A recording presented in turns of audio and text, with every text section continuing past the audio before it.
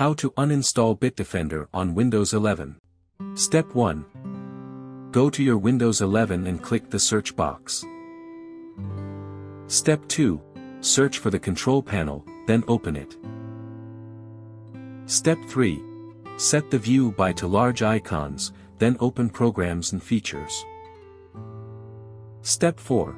Select Bitdefender Antivirus and click on the Uninstall button.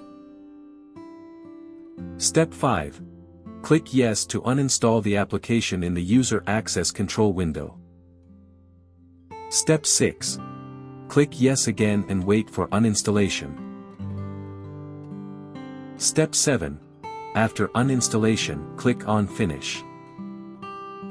Step 8.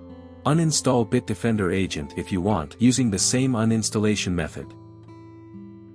Step 9.